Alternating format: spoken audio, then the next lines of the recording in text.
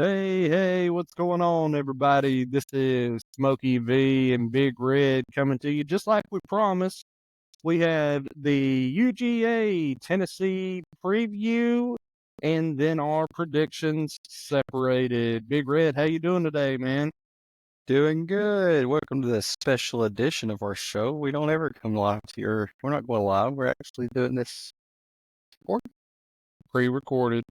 Yes, absolutely, man. I felt it would be a little bit more necessary to get on into, a little bit differently here so we can do some editing and some backdrops and things of that nature to make it a little bit more special. I like it. Awesome. We're not going to take up too much of your time today, guys. We're just going to go over, like I said, some of the efficiencies, everything else, the point spread and all that ESPN's got on here, which I don't agree with. Negative 10% or negative 10 points, not percent. So actually, ESPN has them at negative 10.5. So 10.5 is what they're giving the Dogs. So give me a little bit of your preview here, man. What are you thinking? I like it. I like it. We're home. Coming off a loss. Kirby is 13-3. Um, and they're mad. We're outside looking in on the college football playoff after last night. I didn't get to watch it because I was at work, but my buddy Smokey V, sent me the picture of it. But I think with us being on the outside looking in, we got a lot more to play for. Not saying Tennessee don't have stuff to play for, but we have something to prove, and I think that Herbie and the Dogs are going to find a way to pull it out this week. And especially if Nico don't play, I think we have a lot better chance.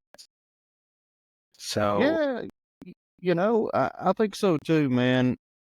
I mean, I think Gaston can do a lot of things, but I don't think he is Nico by far. Um, but the main thing about it is, man, to win, defense travels well. That's something I've been hearing all week, and we do have one hell of a defense coming off. I mean, holding every opponent under 19 points is pretty impressive for the entire year, all the way up till this point. Um, you think it's going to be high score or low score?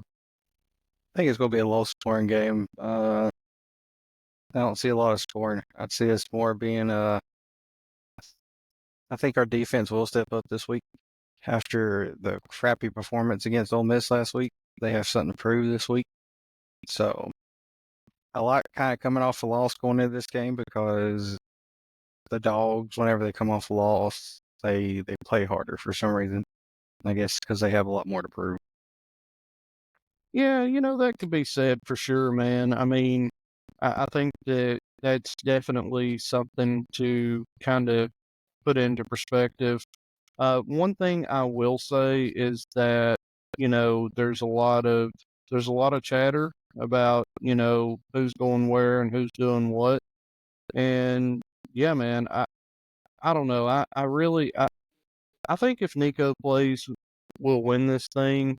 I think if Gaston Moore does play, I think it's going to be a tight game because I mean I put Moore up against what Beck's doing this year. To be honest, I think that's what he would do as far as that's concerned. Well, I mean, how do you are you happy to see that this is his last year, or would you want him to come back? No, with it, and I don't like it because he had an amazing season last year.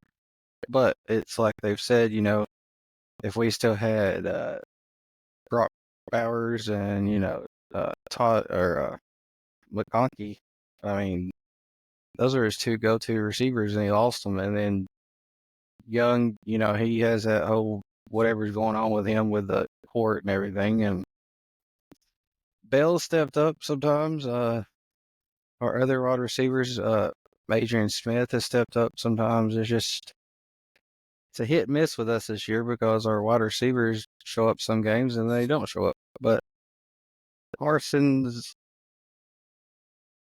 this year compared to last year, he had a better year last year. And I mean, you got to think about it. He had Brock Bowers, like I said, and had McConkey, and that's why. Yeah, I think that that's a big Band-Aid, and that would be a big Band-Aid for any quarterback. I mean, he doesn't have horrible stats. He's 210 for 321 at 2,488 yards. The biggest thing that I see here, I mean, yes, he has 17 touchdowns, but what I do see is that Beck does have 12 interceptions on the year, as Nico only has 4. Um, And he had a better game with turnover wise last time. I mean, our offensive line was horrible. I mean, they let Carson get back, I think, 6 or 7 times. I mean, you can't do that. I mean, and he fumbled, yeah, but I mean, can you really blame it on him? I mean, our offensive line was just pretty much letting everybody go through. you So know, this is he only had 1 turnover. He had the 1 interception. So he did better last game interception wise. And that was honestly, it was a tip pass that got intercepted. So yeah, it's just a really big difference from last year for sure. You know, the one thing that stands out to me is the differential in our running backs. Uh, Dylan Sampson has 1,129 yards for 20 touchdowns. Looks like a T. I guess that's his name. I don't even know how to pronounce that, but he's got 477 yards with 7 touchdowns. That's a big time difference. yeah, I mean, he's only had 95 carries compared to your Yeah, 201. I feel like Dylan Sampson, if he can get his feet rolling, it'll be a tough day because for the first time in a long time, Georgia's defense is not elite. Um, you know, it's been a long time since you've been able to say something like that because they are typically defensively minded. Um, but this year, not so much. Uh, I don't see a big difference in our receivers though. Our top receiver has 4, yours has 3 touchdowns. There's not a whole big. The biggest thing that's different is the running backs, 100%. Yeah, I mean, we're not, usually Georgia is running back university. I mean, we keep running backs. I mean, this year is just, I mean, it's an off year. We ain't had one of those in forever. I mean, this is the first 2-loss season under Kirby Smart that we've had since he started back in 2016. So, I mean, Well, I mean, I hate to be that guy, and I'm going to be that guy, but it's the first year since 2016 that y'all had a real schedule also. So,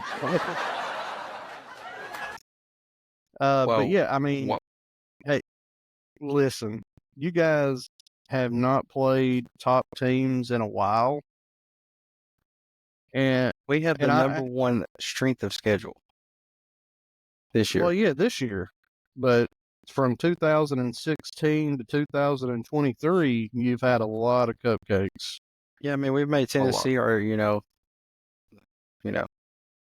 our biatch since 2000. Well, I mean, yeah, as the times are about to change, my friend.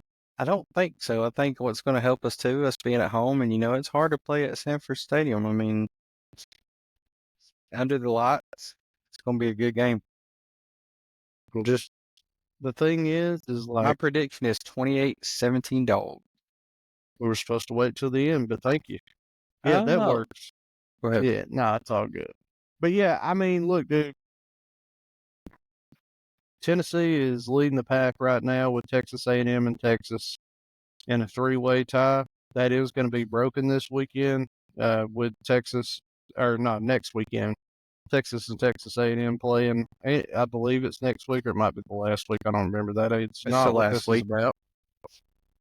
But Tennessee and Georgia, guys, it's for me. I think it's going to be quite close. I don't think it's going to be a 2-score game like it has been in the past. We kind of broke it down for you. We kind of talked a little bit around it. We've been spanking that booty. My prediction for this game is going to be Tennessee 21, 17 for the Dogs. I don't see them pushing past 20, just like I don't see anybody else pushing it. I just don't. Go Vandy. Me. But, I mean, yeah, man, I think it's going to be an outstanding game. I think it's going to be the best game day that we've had at Georgia in a long time. I'm definitely looking forward to it. And like always, guys, like, share, and subscribe. Hit that bell button whenever we go live. You won't never miss one of our live sessions every Saturday after the big games. After the big games come on, that and a lot more to come. Big Red, do you have anything else to add to it? Heck, I was about to say something. I forgot. That gonna be a good game. Heck, what was I gonna say? It'll Oh definitely be yeah, a I mean good this. game. Yeah, and it's there's a lot at stake. I mean, if Georgia loses, we're out of the playoffs. If we win, we're back in the hunt. Yeah, absolutely, man. I definitely think so. One Oh, and thing that I it's our will last conference game, so I mean we have a lot to play for here. I mean this is the last game we have conference wise because our yeah, next two last are last game. Massachusetts and Georgia Tech. Georgia The Tech will be season interesting. the season is coming to a close, guys. Yeah, unfortunately it is. I mean, we got this weekend and then what, two more and that's it, right? Two more. Then we have championship weekend, and then we have the final playoff rankings will be revealed on December 8th at 12 o'clock p.m. Make sure to turn into ESPN. We work for them now.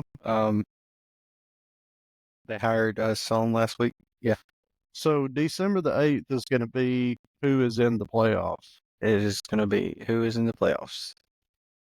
Awesome. Awesome. Well, I know it's a short-lived video here, guys, but I didn't want to go past 15 or 16 minutes, so I wanted to keep it pretty short. So every one of you guys could take a look at what we got going on here at Game Breakers Inside the Action. Big Red, do you have anything else to add to it? Let's go, Dogs. And as always, go Vols and beat them puppy dogs. I hope that you guys had a wonderful, wonderful midweek here. Look forward to our Saturday show. I hope that everybody has a fantastic rest of your week. And again, thanks again for watching Game Breakers. You guys have a spectacular day and the rest of your week. Thanks, guys.